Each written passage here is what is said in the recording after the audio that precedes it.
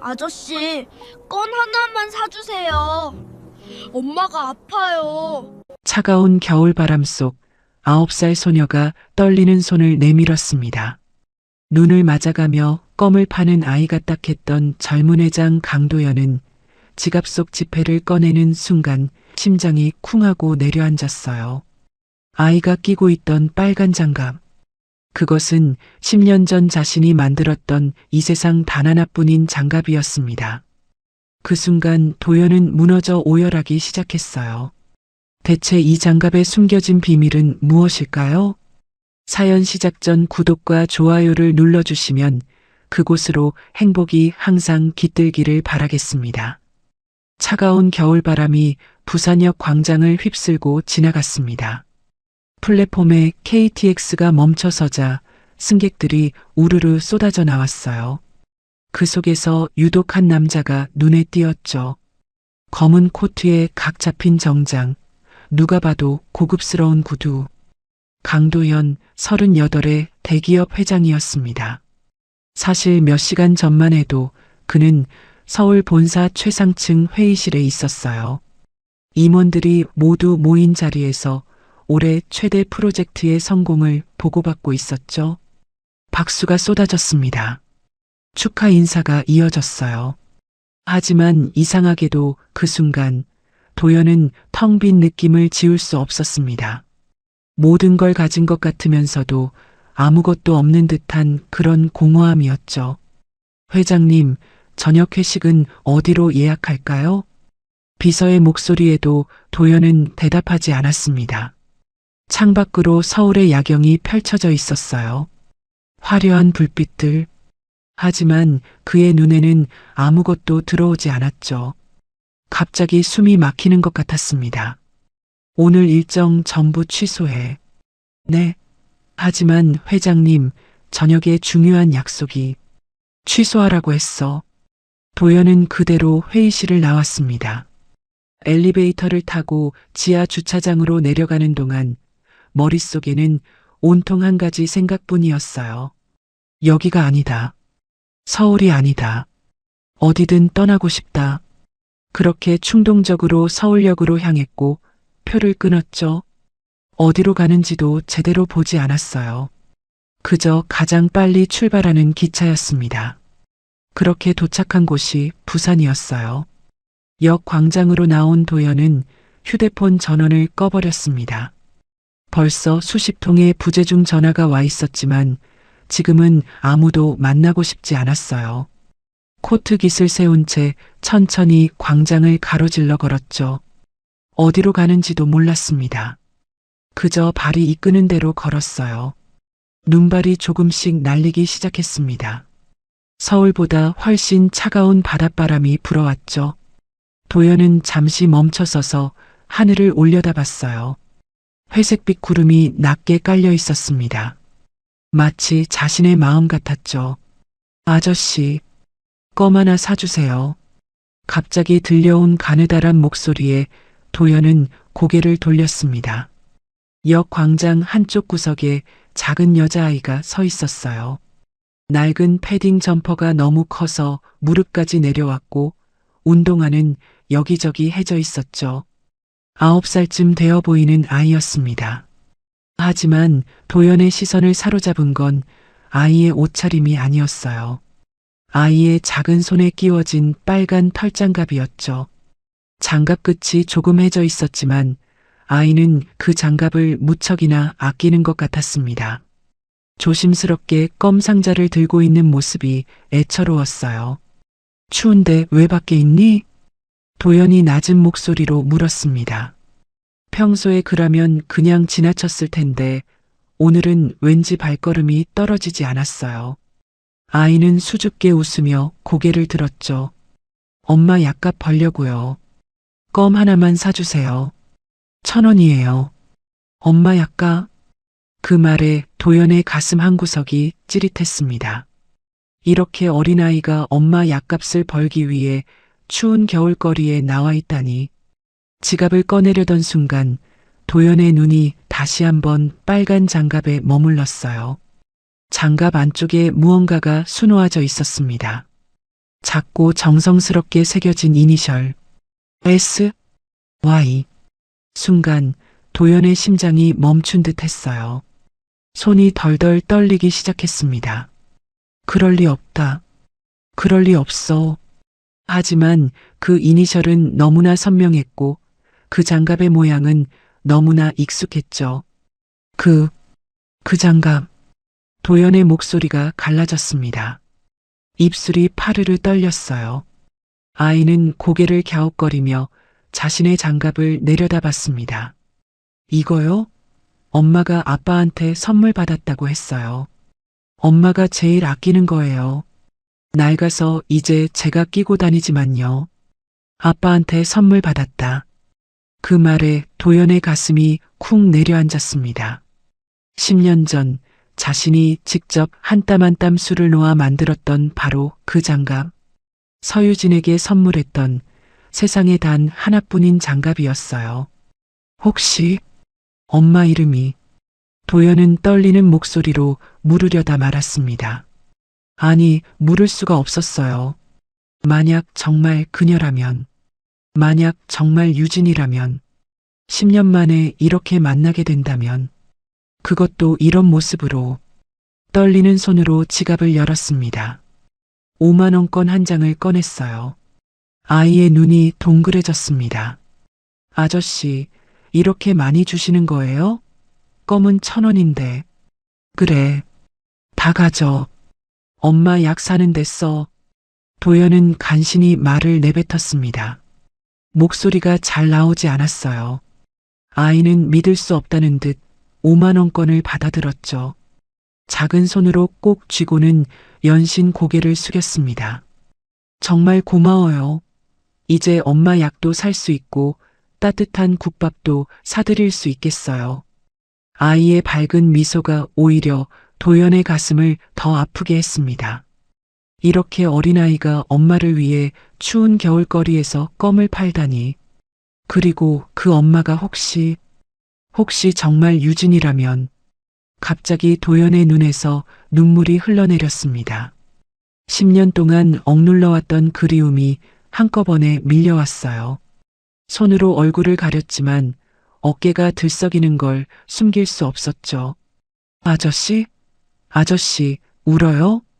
지아가 놀라서 다가왔습니다. 작은 손으로 도연의 팔을 토닥토닥 두드렸어요. 울지 마요. 제가 뭐 잘못했어요? 돈 안 받을게요. 아니야, 아니야.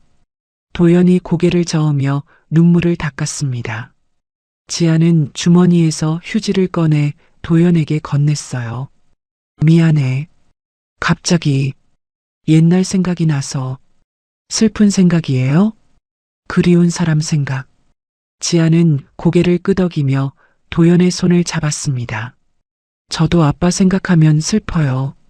한 번도 못 봤거든요. 도연은 아이의 작은 손을 바라봤어요. 따뜻하고 부드러운 손이었죠.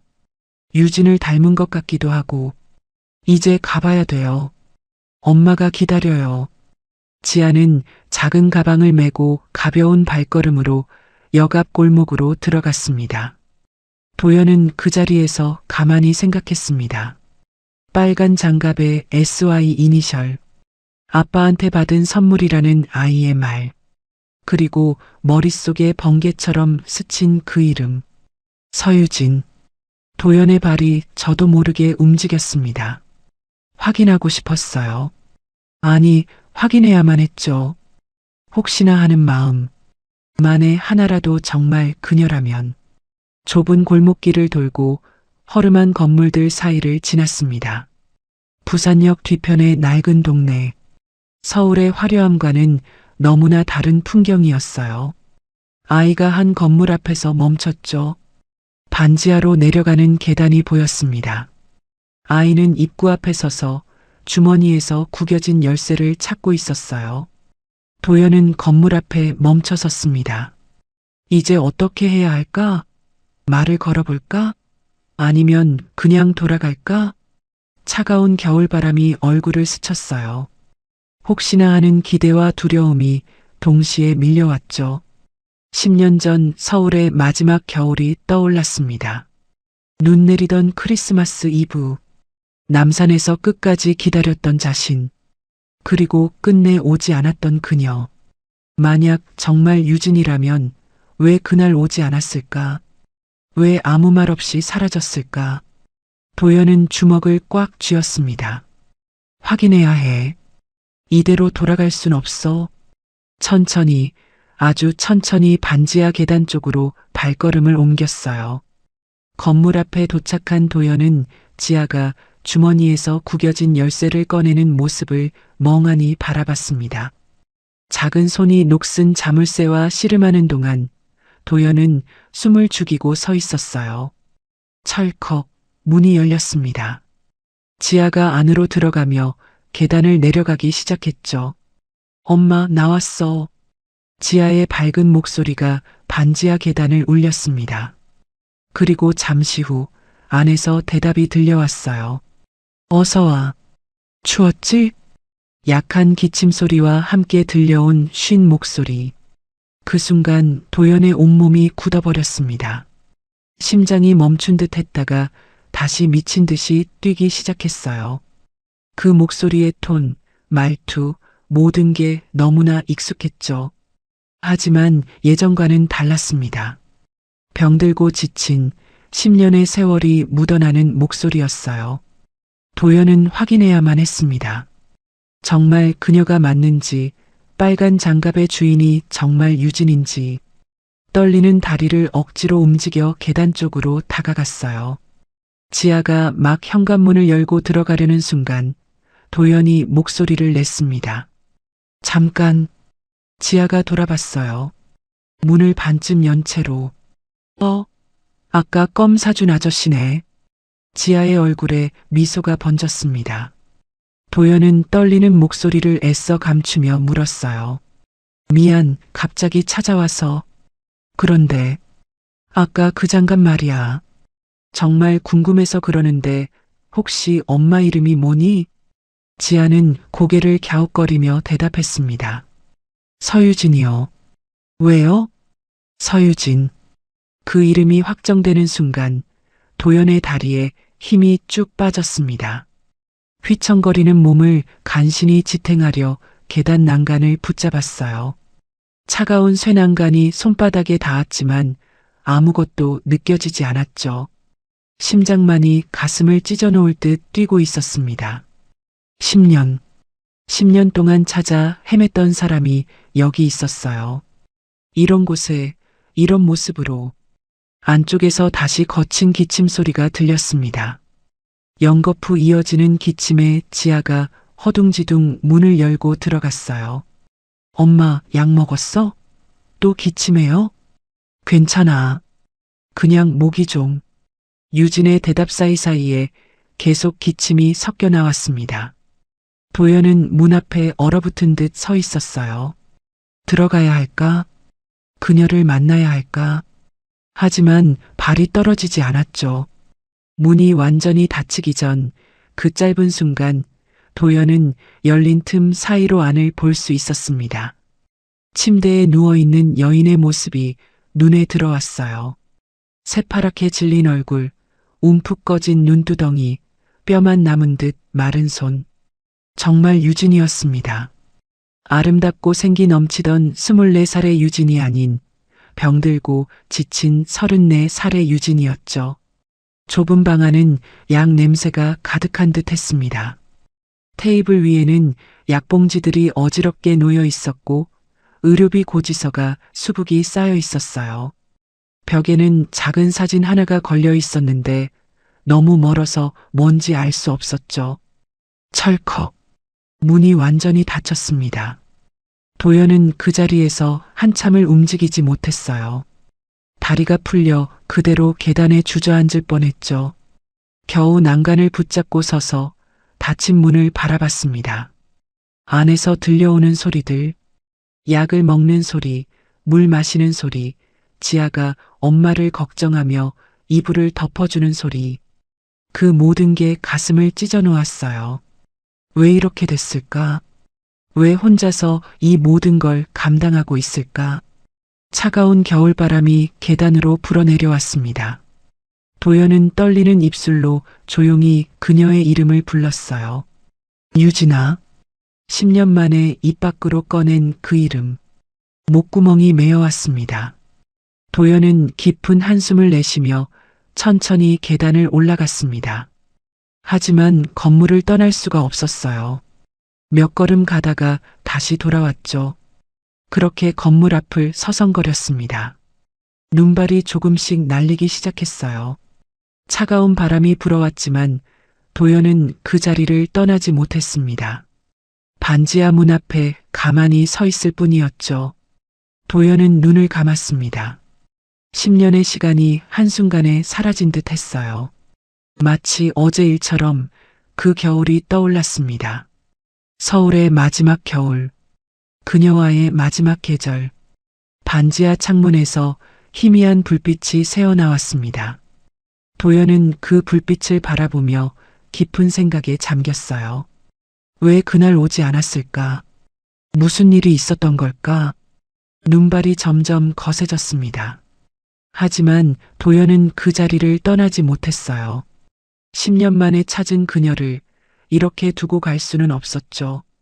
차가운 계단에 앉아 그저 문을 바라보며 과거를 떠올렸습니다. 10년 전 봄, 서울의 한 대학교 캠퍼스는 벚꽃이 만개해 있었습니다. 24살의 서유진은 한 손에 장학금 신청서와 아르바이트 전단지를 꽉 쥐고 급하게 걸었어요. 오늘도 늦었죠.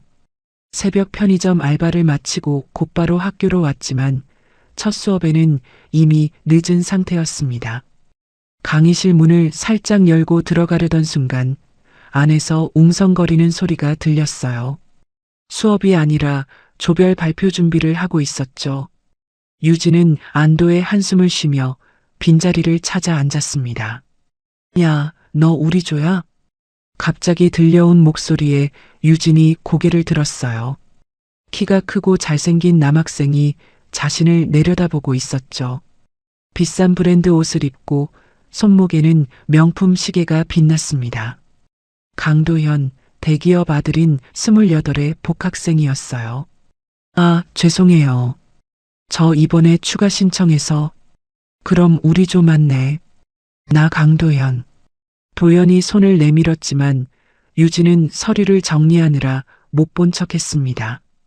이런 부잣집 도련님과는 엮이고 싶지 않았거든요. 도연은 어색하게 손을 거두며 유진을 유심히 바라봤어요. 낡은 가방, 해진 운동화, 그리고 손에 꽉 쥔 아르바이트 전단지가 눈에 들어왔죠. 조별 과제가 시작되고 둘은 자주 부딪혔습니다. 유진은 도연이 제시하는 비싼 카페나 레스토랑 미팅을 거부했고 도연은 왜 자신에게만 유독 차갑게 구는지 이해할 수 없었어요. 너 나한테 뭐 불만 있어? 어느 날 도서관에서 도연이 물었습니다. 유진은 책에서 눈을 떼지 않고 대답했어요. 불만이요? 없는데요. 그냥 과제만 잘하면 되잖아요. 근데 왜 나만 보면 피해? 피하는 거 아니에요. 바빠서 그래요. 유진은 정말 바빴습니다. 수업, 도서관 아르바이트, 편의점 알바, 과외까지. 하루가 24시간으로도 모자랐죠. 시험 기간이 다가오자 더욱 바빠졌어요. 어느 날 밤 도서관에서 책 정리를 하던 유진은 깜빡 졸았습니다. 눈을 떴을 때 책상 위에 따뜻한 도시락이 놓여 있었어요. 메모도 함께 있었죠. 굶지 마. 쓰러지면 시험 못 봐.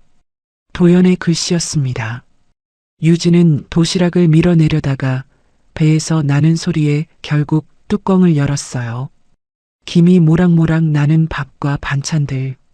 눈물이 날 뻔했지만 꾹 참았죠. 그날부터 도연은 조금씩 다가왔습니다. 과제를 도와주고 필기를 빌려주고 가끔 야식을 두고 갔어요. 유진은 처음엔 거부했지만 도연의 진심이 느껴지면서 마음의 벽이 조금씩 무너졌죠. 그러던 어느 날 밤 유진의 휴대폰이 울렸습니다. 삼촌이었어요. 야, 너 어디야? 당장 와. 술에 취한 목소리였습니다. 유진의 얼굴이 새파랗게 질렸어요. 떨리는 손으로 가방을 챙기며 도서관을 나가려는데 입구에 도연이 서 있었죠. 어디가? 그냥 집에요. 표정이 왜 그래? 무슨 일 있어? 유진은 대답하지 못했습니다. 삼촌이 또 전화를 걸어왔고 욕설이 들려왔어요. 도연이 유진의 팔을 잡았죠. 같이 가. 혼자 가지 마. 괜찮아요. 제 일이니까. 괜찮은 것 같지 않은데? 도연은 택시를 잡아 유진을 태웠습니다. 고시원까지 함께 갔어요. 삼촌은 건물 앞에서 비틀거리며 서 있었죠. 유진을 보자마자 소리를 질렀습니다. 너 돈 있지? 너희 엄마 사망보험금 남은 거 없어요. 다 학비로 썼다니까요. 도연이 앞으로 나섰습니다. 아저씨, 오늘은 그만 가세요. 너는 또 뭐야? 친구입니다. 경찰 부를까요? 삼촌은 욕을 하며 비틀거리다가 떠났어요. 유진은 그 자리에 주저앉아 울음을 터뜨렸죠. 도연은 조용히 옆에 앉아 등을 토닥였습니다. 힘들면 나한테 말해. 혼자 다 짊어지지 마. 그날 이후로 둘은 가까워졌어요. 유진도 조금씩 마음을 열었고 도연의 진심을 받아들이기 시작했죠. 겨울방학이 되었습니다. 한강이 보이는 벤치에 둘이 나란히 앉아 있었어요. 석양이 아름답게 물들고 있었죠. 도연이 갑자기 가방에서 뭔가를 꺼냈습니다. 빨간 털실로 짠 장갑이었어요. 이거 내가 만들었어. 뭐? 너가? 유진이 놀라서 웃었습니다. 장갑을 자세히 보니 하단 쪽에 SY라는 이니셜이 삐뚤빼뚤 수놓아져 있었어요. 너무 못 만들었다. 밤새서 만든 거야. 유튜브 보면서. 도연이 유진의 손을 잡고 장갑을 끼워줬습니다. 그리고 진지한 표정으로 말했어요. 나랑 사귀자. 내가 너 행복하게 해줄게. 유진은 눈물이 났습니다. 가난하고 힘든 자신을 이렇게 아껴주는 사람이 있다는 게 믿기지 않았어요. 고개를 끄덕이며 도연의 손을 꼭 잡았죠. 좋아. 근데 네가 더 힘들 거야. 상관없어. 너만 있으면 돼. 그렇게 둘은 연인이 되었습니다. 1년이 흘렀어요. 이제 졸업을 앞둔 시점이었죠. 유진은 여전히 바빴지만 도연과 함께하는 시간이 유일한 행복이었습니다. 그러던 12월 어느 날 유진은 생리가 늦어진 걸 깨달았어요. 처음엔 스트레스 때문이라고 생각했지만 2주가 지나도 소식이 없었죠. 불안한 마음에 약국에서 임신 테스트기를 샀습니다. 고시원의 좁은 화장실. 유진은 떨리는 손으로 테스트기를 들었어요. 잠시 후 분홍색 두 줄이 선명하게 나타났습니다. 어떻게? 정말? 당황과 불안이 밀려왔어요. 졸업도 못했고 취직도 못했는데. 하지만 동시에 가슴 한구석에서 따뜻한 무언가가 퍼져나갔죠. 도연의 아이. 사랑하는 사람의 아이가 뱃속에 있다는 사실이 믿기지 않았습니다. 눈물이 흘렀어요. 기쁨인지 두려움인지 알 수 없는 복잡한 눈물이었죠. 도연에게 어떻게 말해야 할까? 그의 부모님은 어떻게 생각할까? 온갖 생각이 머릿속을 맴돌았습니다. 바로 그날 저녁 도연에게서 전화가 왔어요. 유진아, 12월 24일 저녁에 시간 있지? 크리스마스 이브? 응, 왜? 그날 꼭 나와. 남산에서 보자. 정말 중요한 말 할 거야. 도연의 목소리가 설레어하는 게 느껴졌습니다. 유진은 테스트기를 손에 쥔 채 대답했어요. 알겠어. 꼭 갈게. 약속이야? 무슨 일 있어도 와야 해. 응, 약속. 전화를 끊고 유진은 배에 손을 올렸습니다. 아직 아무것도 느껴지지 않았지만 생명이 자라고 있다는 게 신기했어요. 크리스마스 이브에 도연에게 이 소식을 전해야겠다고 생각했죠. 한편 시내의 작은 보석 가게에서 도연은 반지를 고르고 있었습니다. 비싸지는 않지만 유진에게 어울리는 소박하고 예쁜 반지였어요. 이걸로 할게요. 이니셜도 새겨주세요. 뭐라고 새겨드릴까요? SY 그리고 KDH. 영원히라고요. 도연은 반지를 받아들며 미소 지었습니다. 크리스마스 이브, 남산에서 프로포즈를 하는 상상을 하니 가슴이 두근거렸어요. 유진이 놀라며 기뻐할 표정이 눈에 선했죠. 하지만 둘 다 몰랐습니다. 며칠 후에 일어날 일을, 운명이 그들을 어떻게 갈라놓을지를요. 크리스마스 이브 오후였습니다. 유진은 좁은 고시원 방에서 초조하게 앉아 있었어요. 오늘 저녁 7시 도연과 남산에서 만나기로 한 날이었죠. 도연이 정말 중요한 말이 있다며 꼭 나오라고 했던 약속. 거울을 보며 머리를 매만졌습니다. 화장도 조금 했어요. 임신 초기라 아직 티가 나지 않았지만 왠지 얼굴이 조금 변한 것 같았죠. 오늘 도연에게 임신 사실을 말해야겠다고 마음먹었습니다. 아가야, 오늘 아빠한테 내 존재를 알리는 거야. 배에 손을 올리며 속삭였을 때였습니다. 아직 아무것도 느껴지지 않았지만 그곳에 생명이 자라고 있다는 게 신기했어요. 똑똑. 갑작스러운 노크 소리에 유진이 고개를 들었어요. 이 시간에 찾아올 사람이 없는데 도연이하고는 남산에서 만나기로 했고 삼촌은 며칠째 연락이 없었죠. 문을 열자 예상치 못한 사람이 서 있었습니다. 고급스러운 검은 코트에 모피 목도리를 두른 중년 여성. 강혜숙, 도연의 어머니였어요. 뒤편에는 검은 정장의 운전기사가 커다란 가방을 들고 서 있었죠. 서유진 씨 맞죠? 혜숙의 목소리는 차가웠습니다. 유진은 놀란 마음을 감추며 고개를 숙였어요. 안녕하세요, 어머님. 어머님? 재미있는 말이네요. 나를 알고 있나 보죠? 혜숙은 그렇게 말하며 방 안으로 들어왔습니다. 좁디 좁은 방을 둘러보는 그녀의 시선이 차가웠어요. 싸구려 전기장판, 벽에 붙은 시간표, 책상 위에 컵라면 용기들. 혜숙의 표정이 더욱더 차가워졌죠. 이런 곳에서 사는군요. 유진은 부끄러움과 분노가 동시에 올라왔지만 꼭 참았습니다. 혜숙이 운전기사에게 손짓하자 그가 들고 있던 가방을 책상 위에 올려놓았어요. 혜숙이 가방을 열었습니다. 그 안에는 현금 다발이 가득했어요. 5만 원권 뭉치들이 빼곡히 들어있었죠. 5억이에요. 혜숙이 담담하게 말했습니다. 유진의 눈이 커졌어요. 평생 본 적 없는 큰 돈이었죠. 이게 무슨 우리 도연이와 헤어지는 조건이에요. 순간 유진의 가슴이 철렁 내려앉았습니다. 예상은 했지만 이렇게 대놓고 나올 줄은 몰랐어요. 학생도 알다시피 우리 도연이는 혜성그룹을 이끌어야 할 사람이에요. 혜숙의 말 한마디 한마디가 칼처럼 가슴을 찔렀습니다. 하지만 유진은 고개를 들고 똑바로 혜숙을 바라봤어요. 받을 생각 없습니다. 저는 도연이를 사랑해요. 그래, 그럼 이건 어때? 혜숙이 가방에서 돈다발을 꺼내 바닥에 뿌리기 시작했습니다. 5만 원권이 사방으로 흩어졌어요. 유진이 당황해서 뒷걸음질 쳤죠. 뭐 하시는 거예요? 이 돈이면 어디 가서도 잘 살 수 있을 거예요.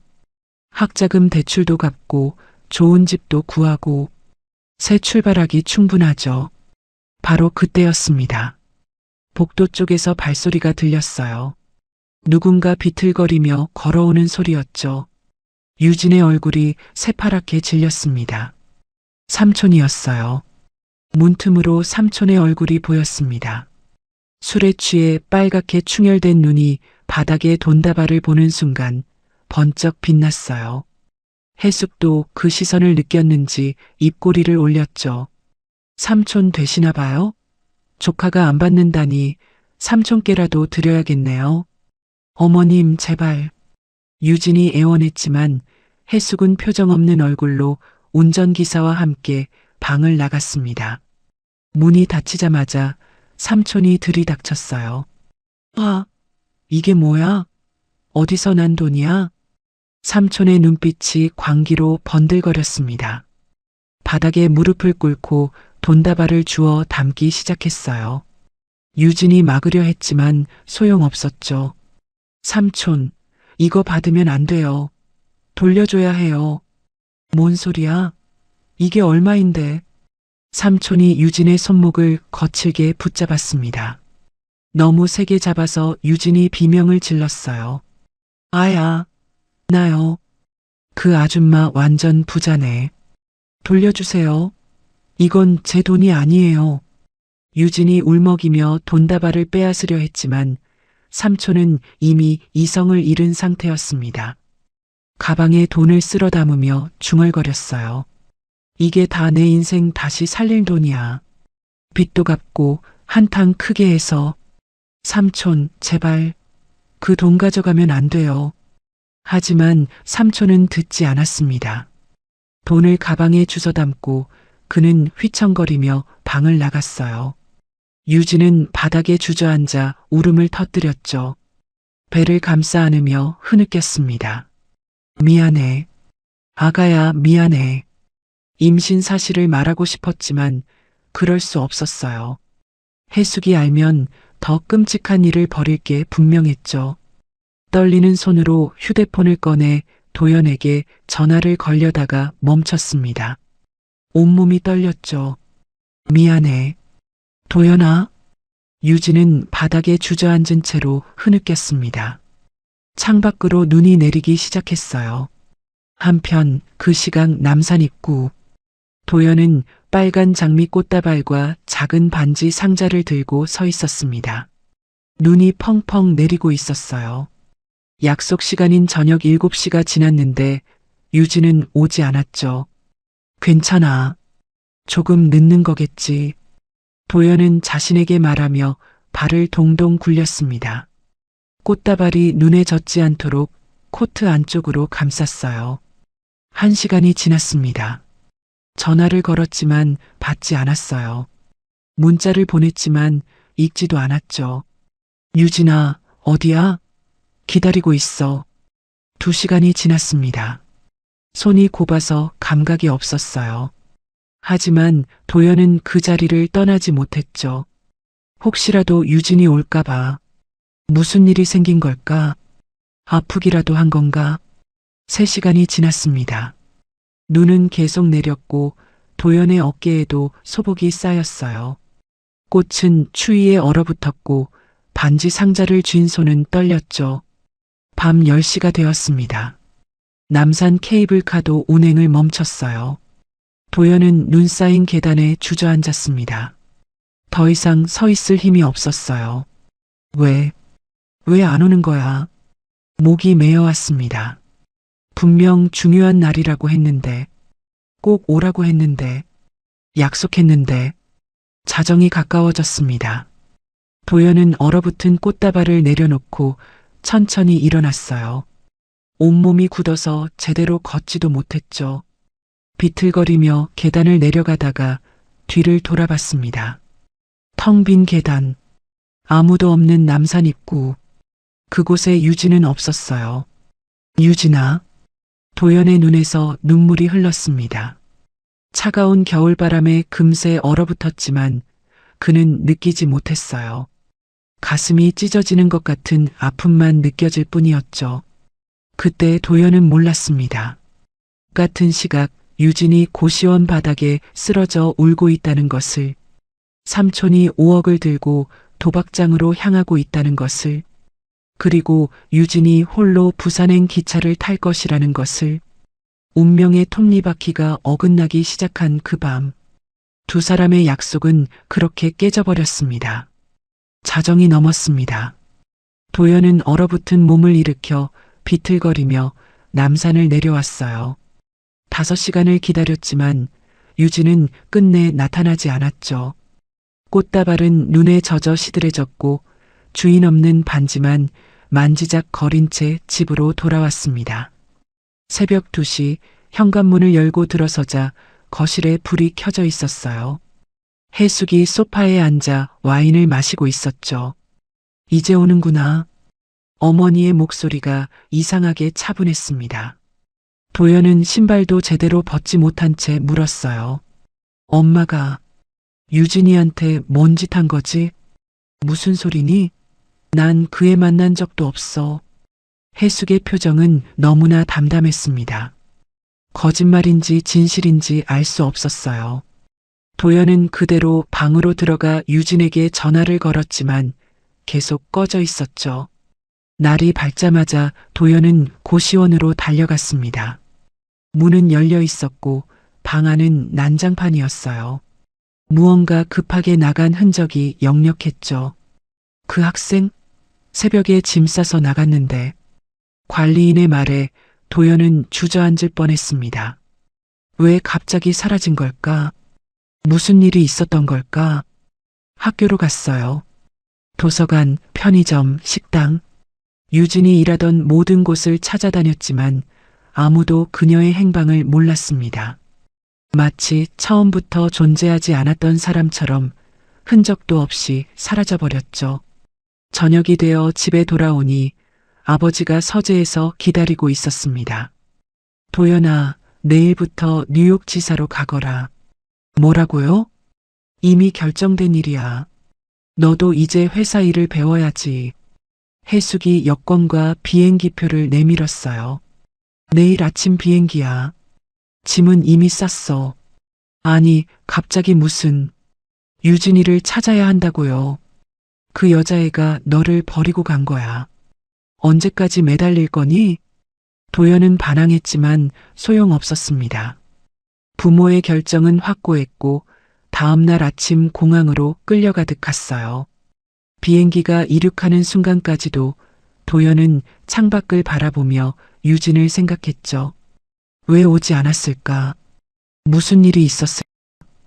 혹시 자신이 뭔가 잘못한 걸까?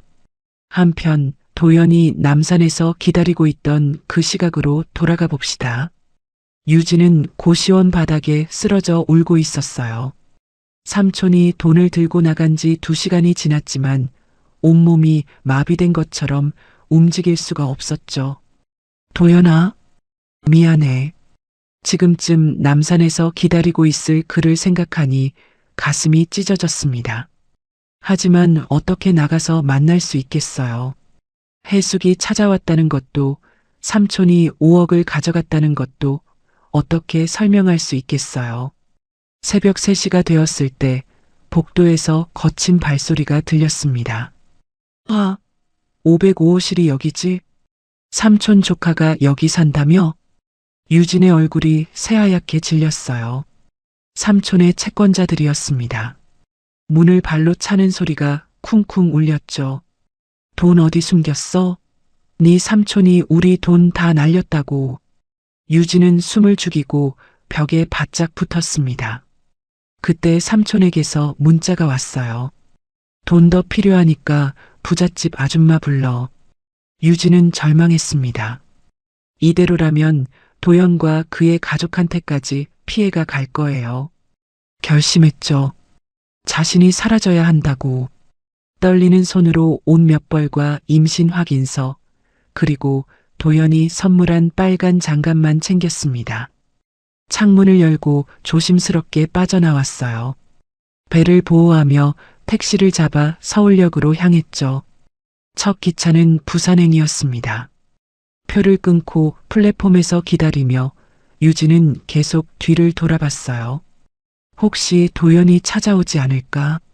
하지만 그는 아직도 남산에서 자신을 기다리고 있겠죠. 기차가 출발했습니다. 서울이 멀어져 갔어요. 유진은 창밖을 보며 조용히 울었죠. 미안해. 도연아, 아가야, 엄마가 지켜줄게. 부산에 도착한 유진은 찜질방에서 첫날을 보냈습니다. 그리고 일자리를 찾아 나섰어요.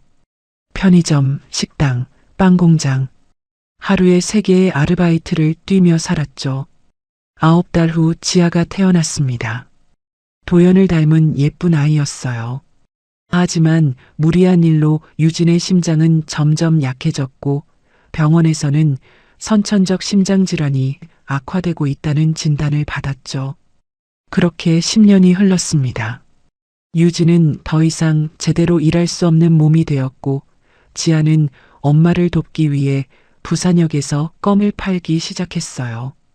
같은 시간 서울에서 도연은 회장실 창가에 서 있었습니다. 3년 전 아버지의 뒤를 이어 회장이 된 후로도 그는 여전히 유진을 찾고 있었죠. 사설탐정, 흥신소, 모든 방법을 동원했지만 그녀는 찾을 수 없었어요. 10년 전 사라진 서유진. 그 이름은 한 번도 잊힌 적이 없었습니다. 그리고 운명은 그 겨울날 부산역에서 다시 두 사람을 만나게 했습니다. 도연은 차가운 계단에 앉아 있다가 천천히 일어났습니다. 눈발이 어깨에 쌓였지만 느끼지 못했어요. 10년의 시간을 건너 찾은 유진이 이 문 너머에 있다는 사실이 믿기지 않았죠. 손을 들어 초인종을 눌렀습니다. 안에서 발소리가 들리더니 문이 살짝 열렸어요. 지아가 고개를 내밀었죠. 아직도 계셨어요? 응. 엄마 좀 만날 수 있을까? 지아는 잠시 망설이다가 문을 활짝 열었습니다. 들어오세요. 도연은 조심스럽게 안으로 들어갔어요. 좁은 반지하 방이 한눈에 들어왔죠. 벽에는 곰팡이 자국이 있었고 천장은 낮았습니다. 그리고 침대 위에 유진이 있었어요. 유진아. 도연이 이름을 부르는 순간 침대에 반쯤 기대어 앉아있던 유진의 눈이 커졌습니다. 하지만 곧바로 고개를 돌렸어요. 잘못 보신 거예요. 저는 유진아, 나야. 도연이야. 유진의 어깨가 떨렸습니다. 여전히 도연을 보지 못한 채 떨리는 목소리로 말했어요. 모르는 분이세요. 나가주세요. 그때 지아가 밝게 말했습니다. 엄마, 이 아저씨가 아까 부산역에서 껌도 사줬어. 5만 원이나 줬어. 약도 살 수 있겠다. 유진은 순간 아이를 부둥켜 안았습니다. 도연을 향한 시선과 죄책감 사이에서 갈피를 잡지 못하는 게 역력했어요. 10년 만에 만난 그를 어떻게 대해야 할지, 무슨 말을 해야 할지 모르는 것 같았죠. 지아야, 방에 가서 숙제해. 왜요? 아저씨랑 얘기하면 안 돼요? 지아야, 엄마 말 들어. 아이가 투덜거리며 작은 방으로 들어간 뒤 무거운 침묵이 흘렀습니다. 도연이 먼저 입을 열었어요. 왜 연락 안 했어? 왜 혼자? 말을 끝내지 못했습니다. 유진이 갑자기 가슴을 움켜쥐며 숨을 헐떡이기 시작했어요. 얼굴이 새파랗게 질리며 몸이 앞으로 쓰러졌죠. 유진아. 도연이 달려가 유진을 붙잡았습니다. 차가운 땀이 흐르고 있었어요. 지아가 놀라서 뛰어나왔죠. 엄마, 또 그래요? 119 불러. 빨리. 도연이 휴대폰을 꺼내 신고했습니다. 하지만 구급차를 기다릴 수가 없었어요. 유진의 숨소리가 점점 약해지고 있었죠. 도연은 유진을 번쩍 들어 올렸습니다. 지아야, 따라와. 계단을 뛰어 올랐어요. 유진의 몸은 너무 가벼웠습니다. 뼈만 남은 것처럼 말랐죠. 도연의 눈에 눈물이 고였지만 지금은 울 때가 아니었어요. 밖으로 나오자 마침 구급차가 도착했습니다. 구급대원들이 유진을 들것에 옮겨 싣는 동안 도연은 지아의 손을 꽉 잡았어요. 무서워하지 마. 엄마는 괜찮을 거야. 병원 응급실에 도착했습니다. 의료진이 유진을 안으로 데려가고 도연과 지아는 복도에서 기다렸어요. 지아가 작은 목소리로 물었죠. 아저씨, 우리 엄마 죽는 거예요? 도연은 지아를 안아주며 고개를 저었습니다. 아니야. 절대 아니야. 1시간이 지나서야 의사가 나왔어요. 표정이 심각했죠. 보호자분이세요? 네, 저는 가족입니다. 의사는 차트를 보며 설명했습니다. 환자분의 심장병이 이미 상당히 진행된 상태예요. 선천성 심장질환에 과로가 겹쳐서 악화된 것 같습니다. 당분간 입원해서 정밀 검사와 치료를 받으셔야 해요. 도연의 가슴이 무너져 내렸습니다. 그동안 유진이 얼마나 힘들었을까. 혼자서 아이를 키우며 병까지 앓았다니. VIP 병실로 옮겨주세요. 최고의 치료를 받게 해주세요. 아니에요. 병실로 옮겨진 유진이 약하게 고개를 저었어요. 일반 병실로. 돈이 없어요. 유진아, 돈 걱정하지 마. 굳이 이렇게까지 할 필요 없어. 우리 남이잖아. 그 말이 도연의 가슴을 찔렀습니다. 남이라니. 10년을 찾아 헤맨 사람이, 지금도 사랑하는 사람이 남이라니. 결국 일반 병실에 입원했지만 도연은 떠나지 않았어요. 병실 옆 접이식 침대를 가져다 놓고 그곳에서 지냈죠. 밤새 유진의 산소줄과 수액 상태를 확인했습니다. 간호사가 올 때마다 투약 시간을 물었어요. 이 약은 언제 주는 거죠? 부작용은 없나요? 간호사들도 처음엔 의아해했지만 곧 도연이 얼마나 유진을 아끼는지 알게 되었죠. 지아에게는 따뜻한 밥과 새 옷을 사다 줬습니다. 같이 그림 공부도 하며 병원 매점에서 간식도 사줬어요. 처음엔 낯설어하던 지아도 점점 마음을 열기 시작했죠. 아저씨는 왜 우리한테 이렇게 잘해줘요? 그건 도연이 말을 멈췄습니다. 아직 때가 아니었어요. 유진이 먼저 마음을 열어야 했죠. 회사 일은 화상회의로 처리했습니다. 비서가 서류를 가져오면 병원 로비에서 결제했어요. 임원들이 불평했지만 도연은 신경 쓰지 않았죠.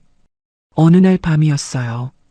유진이 잠들어 있을 때 도연과 지아가 병실 창가에 앉아 있었습니다. 밖에는 눈이 내리고 있었죠. 배고프지? 조금요. 도연이 컵라면을 사왔어요. 뜨거운 물을 부어 익기를 기다리며 둘은 조용히 앉아 있었죠. 그때 유진이 눈을 떴습니다. 무슨 냄새야? 엄마, 깼어요? 컵라면 먹을래요? 유진이 희미하게 웃었어요. 오랜만에 보는 미소였죠. 나도. 조금만. 셋이 작은 테이블에 둘러앉아 컵라면을 나눠 먹었습니다. 병원 특유의 소독약 냄새 속에서도 그 순간만큼은 따뜻했어요. 지아가 까르르 웃었고 유진도 작게 웃음을 터뜨렸죠. 도연은 그 모습을 보며 생각했습니다. 이게 행복이구나. 유진과 지아와 함께 있는 이 순간이. 비록 자신은 아직 이들에게 낯선 사람이지만 이렇게라도 곁에 있을 수 있다면. 유진아. 응? 미안해. 그때 왜 떠났는지 말해줄 수 있어? 유진의 눈에 눈물이 고였습니다. 하지만 고개를 저었어요. 내 잘못이 아니야. 다 지나간 일이야. 유진은 말을 피했지만 도연은 알았습니다. 무언가가 있었다는 걸. 무슨 일이 있었는지, 그리고 왜 그때 그렇게 떠난 것인지. 알아야 할 것들이 너무 많았어요. 밤은 깊어갔고 병실에는 세 사람의 조용한 숨소리만 들렸습니다. 창밖에 눈은 계속 내렸고 도연은 다시 한번 다짐했죠. 이번에는 절대 놓치지 않겠다고. 병실에서 함께 컵라면을 먹은 그날 이후 유진의 상태가 조금씩 좋아지는 듯 했습니다. 하지만 담당 의사는 여전히 걱정스러운 표정이었어요. 보호자분, 잠시 상담 좀 하시죠. 도연은 의사를 따라 상담실로 갔습니다. 의사는 차트를 펼치며 설명하기 시작했어요. 환자분 상태가 생각보다 심각해요. 수술이 필요할 수도 있습니다. 그 전에 혈액형 검사부터 해야 해요. 수혈이 필요할 수 있거든요. 알겠습니다. 바로 하죠. 보호자분들도 같이 검사 받으시면 좋겠어요. 혹시 모르니까요. 그날 오후 도연과 지아, 유진 모두 혈액형 검사를 받았습니다. 유진은 검사 받는 내내 불안한 표정이었지만 도연은 그저 유진의 건강만 걱정했죠. 이틀 후 검사 결과가 나왔어요. 간호사가 차트를 보며 고개를 갸웃거렸습니다. 어머, 신기하네요. 도연 씨랑 지아가 같은 희귀 혈액형이시네요. 도연의 움직임이 멈췄습니다. 간호사는 아무렇지 않게 계속 말했어요. RH 음성 O형이에요. 정말 드문 혈액형인데 친자 사이인 경우에나 보기 쉬운 조합이죠. 도연의 눈빛이 흔들렸습니다. 천천히 고개를 돌려 유진을 봤어요. 지아는 잠시 화장실에 가 있었고 유진은 침대에 누워 도연의 시선을 피했죠. 얼굴이 새파랗게 질려 있었습니다. 지아가 내 딸이야? 도연의 목소리가 떨렸어요. 유진은 대답하지 않았습니다. 눈을 감고 고개를 돌렸죠. 유진아, 대답해. 지아가 내 딸이냐고. 여전히 침묵이었습니다. 도연은 주먹을 꽉 쥐었어요. 분노인지 슬픔인지 알 수 없는 감정이 밀려왔죠. 친자 확인 검사를 하자. 도연아, 확인해야겠어. 정확히 알아야겠어. 도연의 목소리는 조용했지만 단호했습니다. 유진은 한참을 버티다가 결국 고개를 끄덕였어요. 그날 밤 지아가 잠든 시간에 유진은 떨리는 손으로 검사 동의서에 서명했습니다. 사흘이 지났어요. 병원 복도에서 도연은 봉투를 받아들었습니다. 손이 떨렸죠. 천천히 봉투를 열어 결과지를 꺼냈어요. 친자 확률 99.9%. 글자가 흐릿해졌습니다. 도연의 눈에 눈물이 고였어요. 다리에 힘이 풀려 복도 벤치에 주저앉았죠. 머리를 감싸 안고 한참을 그렇게 있었습니다. 지아가 자신의 딸이었어요. 10년 동안 자신도 모르게 아버지였던 거예요. 그 아이가 추운 겨울거리에서 껌을 팔며 엄마를 돌봐야 했다니 가슴이 찢어지는 것 같았습니다. 한참 후 도연은 병실로 돌아왔어요. 눈이 벌겋게 충혈되어 있었죠. 지아는 병실 소파에서 잠들어 있었습니다. 도연은 유진 곁에 앉았어요. 왜 나한테 말 안 했어? 목소리에 분노와 슬픔이 뒤섞여 있었습니다. 왜 혼자 부산까지 내려가서 이런 꼴이 된 거야? 왜? 유진의 눈에서 눈물이 흘렀어요. 손을 꼭 쥔 채 떨리는 목소리로 말하기 시작했습니다. 그날 크리스마스 이브에 너를 만나러 가려고 했어. 임신 사실을 말하려고. 도연은 숨을 죽이고 들었어요. 근데 그날 오후에 내 어머니가 오셨어. 뭐? 5억을 주셨어.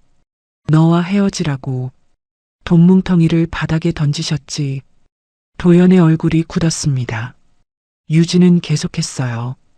그런데 삼촌이 그 돈을 보고 다 가져갔어. 도박장에 가서 전부 날렸고 채권자들이 찾아왔어. 너까지 위험해질까봐. 그래서 도망친 거야. 우리 엄마가 정말 그랬다고? 도연은 믿을 수 없다는 듯 헛웃음을 터뜨렸습니다. 그러다가 갑자기 무언가 떠오른 듯 입술을 깨물었어요. 자신이 해외로 끌려가던 날 어머니가 유난히 서둘렀던 것. 그게 다 계획이었던 거예요. 한참을 침묵하던 도연이 말했습니다. 미안해. 네가 사라진 이유를 이제야 알았네. 내 잘못이 아니야. 내 잘못이야. 너를 지키지 못했잖아. 지아도 지키지 못했고. 도연은 일어나 병실 창가로 갔습니다. 밖은 캄캄했어요. 불 꺼진 도시의 야경이 쓸쓸해 보였죠. 10년의 공백을 어떻게 메울 수 있을까? 지아에게 자신이 아버지라고 어떻게 말할까? 그리고 어머니와는 어떻게 마주해야 할까? 도연아? 유진의 목소리에 도연이 돌아봤어요. 지아는 아직 몰라도 돼. 천천히. 시간을 두고. 하지만 그 아이도 충격받을 거야. 갑자기 아빠가 나타났다고 하면 도연은 잠든 지아를 바라봤습니다. 평화로운 얼굴이었어요. 자신을 닮은 눈썹, 유진을 닮은 입술. 이제야 보이는 것들이 너무 많았죠. 유진아, 나 다시 시작하고 싶어? 도연아, 이번에는 제대로 지킬게. 너도 지아도. 유진은 대답하지 않았습니다. 하지만 도연의 손을 살짝 잡았어요. 따뜻한 온기가 전해졌죠. 밤은 깊어갔고 병실에는 세 가족의 숨소리가 조용히 울렸습니다. 10년 만에 다시 만난 가족.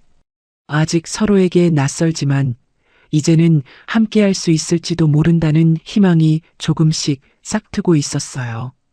친자 확인 후 며칠이 지났습니다. 병실 분위기는 묘하게 변했어요. 도연은 지아를 볼 때마다 가슴이 뭉클했고 유진은 죄책감에 시달렸죠. 하지만 지아만은 여전히 밝았습니다. 그날 아침 담당 의사가 회진을 왔어요. 차트를 보며 고개를 끄덕였죠.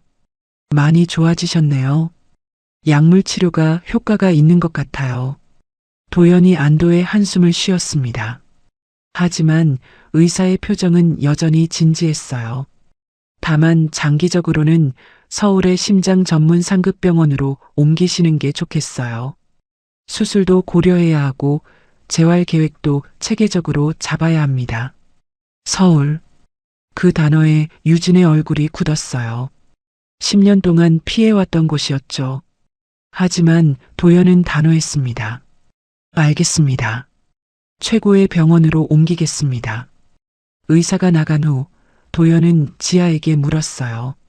지아야, 학교는 잘 다니고 있니? 지아가 고개를 숙였습니다. 작은 손으로 이불 끝을 만지작거렸어요. 엄마 약값 벌어야 해서 요즘은 거의 못 갔어요. 9살 아이의 입에서 나온 말이라고는 믿기지 않았습니다. 도연의 가슴이 먹먹해졌어요. 자신의 딸이 학교도 못 가고 거리에서 껌을 팔았다니. 눈시울이 뜨거워졌지만 꾹 참았죠. 이제는 학교 다녀도 돼. 아빠가. 아니, 내가 다 해결할게. 그날부터 도연은 부산에 머물기로 결심했습니다. 병원 근처 오피스텔에 간이 사무실을 차렸어요. 노트북과 화상회의 장비를 설치하고 서울 본사와 연결했죠. 비서가 깜짝 놀랐습니다. 회장님, 부산에 계신 거예요? 당분간 여기서 일할 거야. 중요한 건 화상으로 처리해. 유진은 불안해했어요. 병실로 돌아온 도연에게 말했죠. 너까지 나한테 묶이게 하고 싶지 않아. 회사도 있는데. 도연은 유진의 손을 잡았습니다. 지금까지 일밖에 모르고 살았어. 이제야 깨달았어. 너랑 지아 있는 곳이 내가 있을 곳이야. 며칠이 더 지났어요. 유진의 상태가 많이 좋아져서 병원 카페까지 갈 수 있게 되었죠. 셋이 함께 창가 자리에 앉아 따뜻한 코코아를 마셨습니다. 지아가 조심스럽게 입을 열었어요.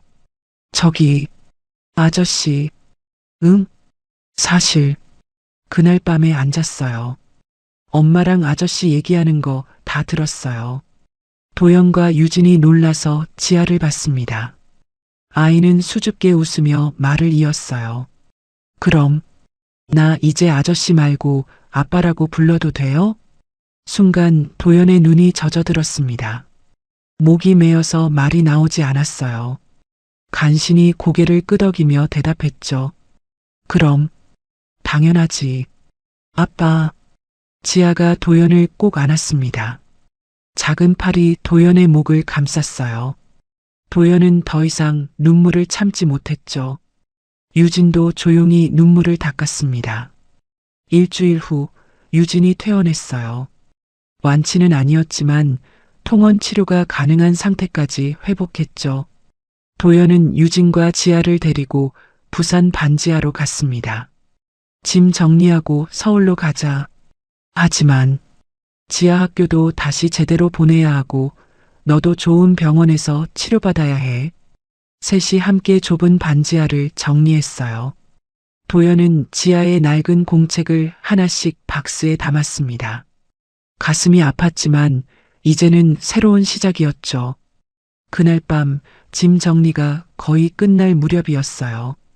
지아는 방 안에서 장난감을 정리하고 있었고 유진이 거실에서 약을 정리하고 있을 때였습니다. 도연이 조용히 들어와 무릎을 꿇었어요.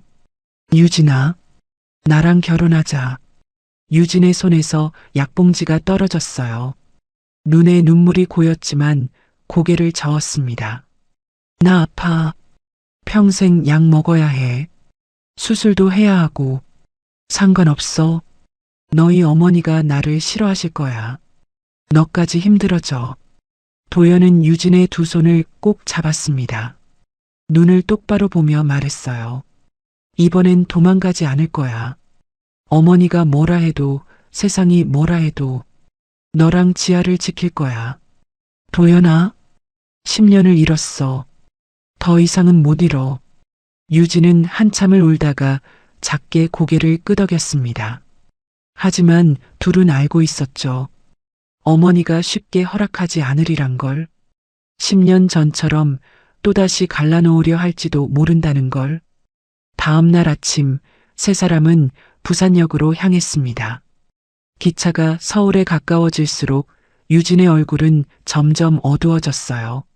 서울역에 도착했을 때 플랫폼에 검은 정장의 남자들이 서 있었습니다. 회장님, 어머님께서 즉시 본가로 오시라고 하십니다. 차가운 겨울바람이 불었습니다. 10년 전의 악몽이 다시 시작되는 것 같았어요. 서울역 플랫폼에 선 검은 정장의 남자가 다시 한번 고개를 숙였습니다. 회장님, 어머님께서 기다리고 계십니다. 도연의 턱에 힘이 들어갔어요. 어머니가 어떻게 자신들의 도착 시간까지 알았을까? 아마 비서실에서 보고했겠죠. 도연은 단호한 목소리로 대답했습니다. 지금은 안 돼. 아이가 지쳐 있어. 하지만 내가 직접 연락하겠다고 전해. 비서실 직원들이 난처한 표정으로 서로를 바라봤지만 감히 회장의 명령을 거스를 수는 없었죠. 도연은 유진과 지아를 데리고 택시 승강장으로 향했습니다. 유진의 어깨가 안도감에 축 늘어졌어요. 택시는 서울의 복잡한 도로를 달렸습니다. 지아는 창밖으로 높은 빌딩들을 신기한 듯 바라봤어요. 부산과는 완전히 다른 풍경이었죠. 반면 유진은 불안한 눈빛으로 도연의 손을 꼭 잡고 있었습니다. 괜찮아. 내가 다 준비해뒀어. 도연의 말에도 유진의 표정은 밝아지지 않았어요. 10년 전 이곳에서 쫓겨나듯 떠났던 기억이 되살아났거든요. 택시가 멈춘 곳은 한적한 주택가였습니다. 심장 전문 병원에서 걸어서 10분 거리였죠. 도연이 앞장서서 작은 빌라의 현관문을 열었어요. 여기가 너희 집이야. 지아가 조심스럽게 안으로 들어갔습니다. 현관에서부터 따뜻한 공기가 맞아주었어요. 거실로 들어서자 지아의 입이 벌어졌죠. 부산의 반지하와는 천지 차이였습니다. 깨끗한 흰 벽, 큰 창문으로 쏟아지는 햇빛, 그리고 폭신한 소파까지. 엄마, 여기 진짜 우리 집이에요? 유진은 대답 대신 방들을 둘러봤어요. 작은 방 2개와 거실, 그리고 깔끔한 주방. 완벽했지만 오히려 그게 부담스러웠죠. 도연아, 이건 너무. 더 큰 곳으로 옮기려고 했는데 네가 싫다고 했잖아. 이것도 과분해. 우리가 어떻게 이런 곳에. 도연이 유진의 어깨를 잡았습니다. 따뜻한 손길이었어요. 이제 그만 미안해해. 너희는 받을 자격이 있어. 지아는 이미 작은 방을 자기 방으로 정했나 봅니다. 가방에서 부산 바다 사진을 꺼내 벽에 붙이고 있었어요. 낡은 사진이었지만 소중해 보였죠. 엄마, 여기서는 약 먹고 누워 있어도 춥지 않겠다. 그 말에 유진의 눈가가 붉어졌습니다. 9살 아이가 걱정하는 게 엄마가 따뜻하게 지낼 수 있는가 하는 것이라니. 도연도 가슴이 먹먹해져서 고개를 돌렸어요. 며칠이 지났습니다. 매일 아침 도연이 찾아와 유진과 함께 병원에 갔어요. 정밀 검사가 시작됐죠. MRI, 심장 초음파, 혈액 검사, 운동부하 검사까지. 유진은 검사만으로도 지쳐서 휘청거렸습니다. 괜찮아요. 좀만 더 하면 끝나요. 젊은 의사가 차트를 보며 설명했어요. 도연은 작은 수첩을 꺼내 한 글자도 놓치지 않고 적었습니다. 심근병증이 꽤 진행됐네요. 약물 치료로 어느 정도 조절은 되지만 결국 수술이 필요할 것 같습니다. 언제쯤이 좋을까요? 2달 정도 체력을 키운 다음이 좋겠어요. 수술 후 재활까지 고려하면 1년은 꾸준히 치료받으셔야 합니다. 도연은 의사와 상담을 마친 후 병원 로비에서 유진을 기다렸어요. 휠체어를 탄 유진이 간호사와 함께 나왔죠. 얼굴이 하얗게 질려 있었습니다. 많이 힘들었지? 괜찮아. 익숙해. 하지만 전혀 괜찮아 보이지 않았어요. 도연은 유진을 조심스럽게 부축해서 택시에 태웠습니다. 그렇게 2주일이 흘렀어요. 도연의 휴대폰은 하루에도 수십 번 울렸지만 어머니의 전화는 받지 않았죠. 비서를 통해 전해지는 메시지는 갈수록 강해졌습니다. 어머님께서 매우 화가 나셨습니다. 회장님, 이사회에서도 문제 삼을 수 있습니다. 제발 한 번만이라도 찾아뵙는 게 더 이상 피할 수 없었어요. 도연은 옷장에서 가장 좋은 정장을 꺼냈습니다. 그리고 유진과 지아에게도 새 옷을 사다 줬어요. 오늘은 우리 엄마를 만나러 가야 해. 유진의 얼굴에서 혈색이 사라졌습니다. 떨리는 손으로 원피스를 입었어요. 지아도 평소와 달리 조용했죠. 아이도 뭔가 심상치 않다는 걸 느낀 것 같았습니다. 강가의 대저택 앞에 도착했을 때 유진의 다리가 후들거렸어요. 10년 전 그 악몽이 되살아나는 것 같았죠. 도연이 유진의 손을 꼭 잡았습니다. 내가 있어. 걱정하지 마. 하지만 현관문이 열리는 순간 차가운 기운이 확 밀려왔어요. 대리석 바닥, 거대한 샹들리에, 그리고 그 중앙에 선 해숙. 검은 정장을 입은 그녀의 표정은 얼음장 같았습니다. 들어와. 짧은 명령이었어요. 세 사람은 거실로 들어갔습니다. 해숙은 소파에 앉아 유진과 지아를 위아래로 훑어봤어요. 그 시선이 너무 차가워서 지아는 무의식적으로 엄마 뒤로 숨었죠. 너 아직도 내 아들 옆에 있는 거니? 해숙의 첫마디가 유진의 가슴을 찔렀습니다. 10년 전과 똑같은 어조였어요. 어머님, 어머님? 내가 언제 내 어머니가 되기로 했니? 도연이 앞으로 나섰어요. 엄마, 너무하시는 거 아니에요? 너는 조용히 있어. 내가 이 여자와 얘기하는 거야. 해숙의 시선이 지아에게 향했다가 재빨리 돌아왔습니다. 아이를 제대로 보는 걸 피하는 게 역력했어요. 이 아이는 누구니? 도연이 깊게 숨을 들이쉬었습니다. 지아는 내 딸입니다. 10년 동안 유진이가 혼자 키운 내 아이예요. 순간 해숙의 손이 미세하게 떨렸어요. 찻잔을 들었다가 다시 내려놓았죠. 하지만 금세 평정심을 되찾았습니다. 증거는 이미 확인했습니다. 친자 검사도 했어요. 해숙이 헛웃음을 터뜨렸어요. 그래서 어쩌라는 거니? 이 아이까지 우리 집안 문제로 끌어들이고 싶지 않아. 그 말에 유진이 고개를 들었습니다. 눈에 눈물이 고여 있었지만 목소리는 단호했어요. 저희는 아무것도 바라지 않아요.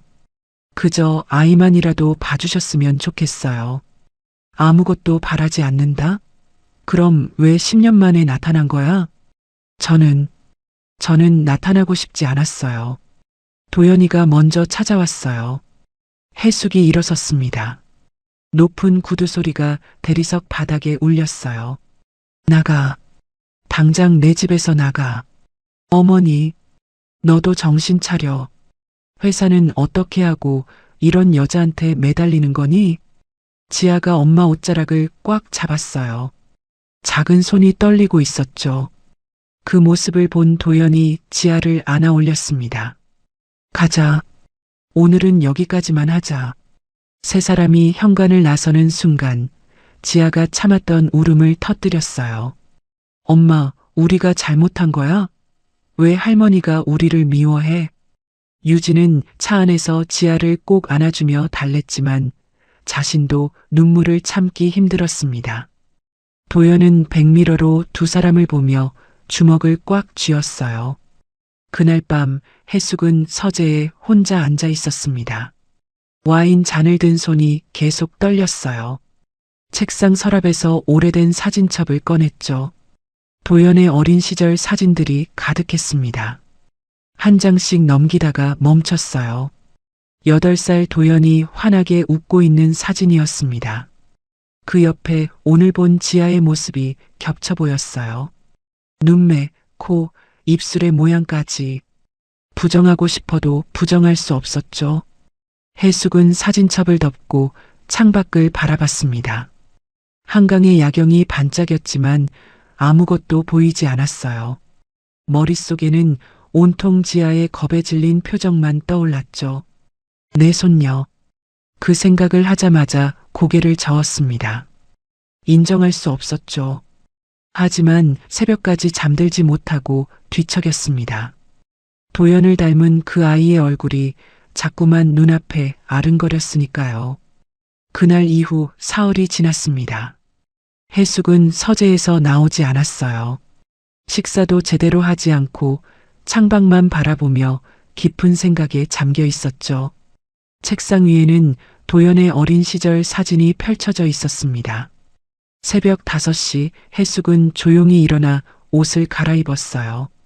평소와 달리 수수한 차림이었죠. 운전기사도 부르지 않고 직접 차를 몰았습니다. 내비게이션에는 비서실을 통해 알아낸 주소가 찍혀 있었어요. 유진과 지아가 사는 작은 빌라였죠. 좁은 계단을 올라가는 해숙의 발걸음은 망설여졌습니다. 문 앞에 섰을 때 안에서 소리가 들렸어요. 지아의 맑은 웃음소리와 유진의 가쁜 기침 소리가 동시에 들려왔죠. 해숙은 깊게 숨을 들이쉬고 초인종을 눌렀습니다. 문이 열리자 지아가 서 있었어요. 잠옷 차림에 머리가 부스스했죠. 낯선 중년 여성을 보고 놀란 지아는 동그란 눈으로 한참을 바라봤습니다. 그러다가 어딘가 익숙한 기운을 느꼈는지 조심스럽게 입을 열었어요. 할머니? 그 한마디에 해숙의 가슴이 무너져 내렸습니다. 철벽 같던 마음에 금이 가는 소리가 들렸어요. 떨리는 손으로 지아의 머리를 쓰다듬으며 말했죠. 그래, 내가 너희 아빠의 엄마다. 정말요? 그때 무서운 할머니? 아이의 솔직한 말에 해숙이 씁쓸하게 웃었어요. 무서웠니? 미안하구나. 지아는 잠시 망설이다가 해숙의 손을 잡았습니다. 들어오세요. 엄마가 아파요. 방으로 들어선 해숙은 할 말을 잃었어요. 거실 테이블 위에는 약봉지가 산더미처럼 쌓여 있었고 진료비 영수증과 심장 수술 설명서가 어지럽게 널려 있었죠. 유진은 창백한 얼굴로 부엌에서 천천히 움직이고 있었습니다. 어머님, 유진이 놀라서 돌아봤어요. 당황한 기색이 역력했죠. 어떻게 여기를? 비서실에 물어봤어. 해숙은 유진의 모습을 자세히 봤습니다. 새파란 입술, 부은 얼굴, 떨리는 손. 정말 많이 아픈 게 한눈에 보였어요. 해숙은 조심스럽게 유진 옆에 앉았습니다. 많이 아프구나. 괜찮아요. 괜찮긴 뭐가 괜찮아. 이 꼴이 되도록 왜 혼자 알았니? 해숙의 목소리가 떨렸어요. 유진은 놀란 눈으로 시어머니를 바라봤죠. 해숙이 한숨을 쉬며 말을 이었습니다. 아직 너를 완전히 인정한 건 아니야. 하지만 말을 멈춘 해숙이 지아를 바라봤어요. 도연을 빼닮은 그 얼굴을 더 이상 외면할 수 없었죠. 나도 노력해보마. 그때는 미안했다. 짧은 사과였지만 유진의 눈에 눈물이 고였어요. 10년 만에 듣는 사과였으니까요. 해숙은 가방에서 작은 상자를 꺼냈습니다. 지아에게 건네며 말했어요. 이건 내 아빠가 어릴 때 가지고 놀던 거야. 상자 안에는 낡은 시계 장난감이 들어 있었어요. 지아가 신기한 듯 만지작거렸죠. 그리고 해숙이 유진을 봤습니다. 수술비와 앞으로의 치료는 내가 책임질게. 어머님, 저는 거절하지 마. 내 손녀를 위한 거니까. 해숙이 지아를 다시 봤어요. 여전히 차가운 표정이었지만 눈빛은 부드러워져 있었죠. 너를 우리 집 가족으로 받아들이마. 그 말에 지아의 얼굴이 일그러졌습니다. 눈물이 뚝뚝 떨어졌어요. 해숙이 당황해서 손수건을 꺼냈죠. 왜 우니? 내가 또 무서운 말 했니? 아니에요. 기뻐서 할머니가 생겼어요. 지아가 해숙을 꼭 안았습니다. 해숙은 어색하게 아이의 등을 토닥였어요. 이만한 일로 울면 안 돼. 너는 이제부터 혜성그룹의 아이야. 하지만 해숙의 눈가도 촉촉해져 있었죠. 한 달이 흘렀습니다. 유진의 수술날이 다가왔어요. 해숙은 매일 병원에 들러 상태를 확인했죠. 겉으로는 무뚝뚝했지만 최고의 의료진을 섭외하고 VIP 병실을 준비하는 등 세심하게 챙겼습니다. 굳이 이렇게까지 안 하셔도. 시끄러워. 내 며느리가 그런 병실에 있는 꼴은 못 본다. 해숙의 차가워 보이는 말투에 유진이 작게 웃었어요. 시어머니의 진심을 이제는 알 수 있었으니까요. 수술은 성공적이었습니다. 회복에만 6개월이 걸렸지만 유진은 점점 건강해졌어요. 1년이 지난 봄날 작은 예식장에서 결혼식이 열렸습니다. 화려하지 않았지만 따뜻한 결혼식이었어요. 지아가 엄마와 아빠의 손을 하나씩 잡고 함께 입장했죠.